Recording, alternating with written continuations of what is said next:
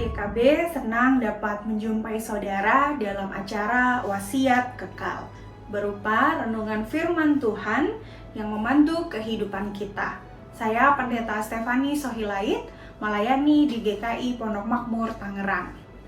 Renungan kita hari ini, Senin 5 Desember 2022, berjudul Introspeksi, yang dilandasi pada 1 Tesalonika pasal 4, ayat 1 sampai ayat yang ke-12. Dan yang menjadi pusat pemerenungan kita adalah 1 Tesalonika pasal 4, ayat 7 sampai ayat yang ke-8. Sebelumnya, mari kita berdoa. Tuhan, kami bersyukur atas hikmat yang Engkau anugerahkan pada kami. Kami terus memiliki kerinduan untuk bersama-sama merenungkan firman-Mu. Biarlah hikmat itu juga menuntun kami untuk terus dapat memahami dan juga melakukannya. Di dalam nama-Mu kami berdoa dan mengucap syukur. Haleluya, amin. Mari kita buka Alkitab kita dari 1 Tesalonika pasal 4 ayat 7 sampai ayat yang ke-8. Saya akan bacakan untuk kita, dengarkanlah firman Tuhan. Allah memanggil kita bukan untuk melakukan apa yang cemar, melainkan apa yang kudus. Karena itu, siapa yang menolak ini bukanlah menolak manusia, melainkan menolak Allah yang telah memberikan juga Roh-Nya yang kudus kepada kamu.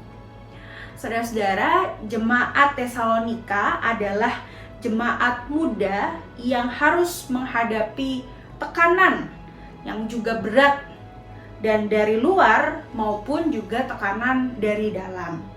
Dari luar, masyarakat tidak menerima kehadiran mereka dan bahkan menuduh mereka sebagai kelompok politik yang ingin menumbangkan pemerintah yang sah ketika itu. Sayangnya, di tengah tekanan tersebut, jemaat ini justru terancam dalam perpecahan di dalam kehidupan mereka. Sebagai jemaat yang majemuk, ada orang-orang Yahudi dan juga ada orang-orang Yunani. Ada yang kaya, ada pula yang miskin. Jemaat Tesalonika menghadapi masalah yang serius pada saat itu. Anggota-anggota yang kaya dan terpandang tidak bersedia menerima kepemimpinan anggota-anggota jemaat yang berasal dari kalangan miskin yang ada di dalam gereja. Di tengah situasi yang demikian, Rasul Paulus menasehati mereka untuk menjauhi yang namanya pencabulan, yang ada juga di dalam 1 Tesalonika pasal 4 ayat yang ketiga, yang berkata, dan jangan memperlakukan saudaranya dengan tidak baik atau memperdayakannya, yang juga ada dalam 1 Tesalonika pasal 4 ayat yang ke-6. Ini bagai pedang bermata dua. Di satu pihak, Rasul Paulus ingin supaya orang-orang Kristen tidak terjerat oleh yang namanya hawa nafsu, persoalan batin yang ada di dalam. Di lain pihak, ia juga ingin agar mereka berlaku baik dan benar pada saudara-saudaranya. Nah, ini berkaitan dengan persoalan relasi di luar dengan orang lain yang ada di sekitarnya. Tekanan atas gereja seringkali juga sulit kita hadapi karena kehidupan kita yang tidak beres, baik sebagai individu maupun juga sebagai komunitas. Saatnya bagi kita untuk juga bisa mengintrospeksi diri kita, memeriksa diri kita. Kita juga perlu mendisiplinkan diri agar kita tidak mudah hanyut oleh hawa nafsu.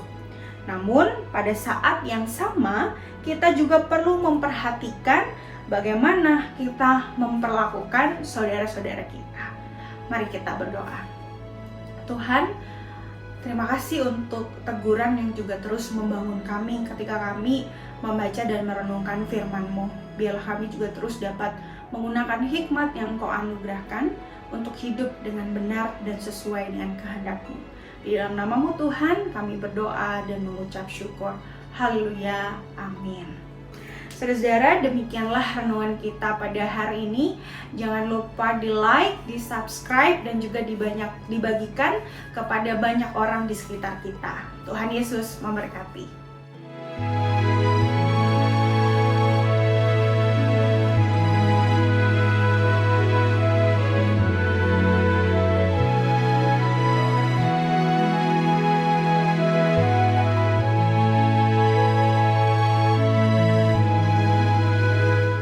Sahabat, mari dukung pelayanan dan pekabaran Injil melalui YKB dengan membagikan link acara ini kepada sebanyak mungkin orang.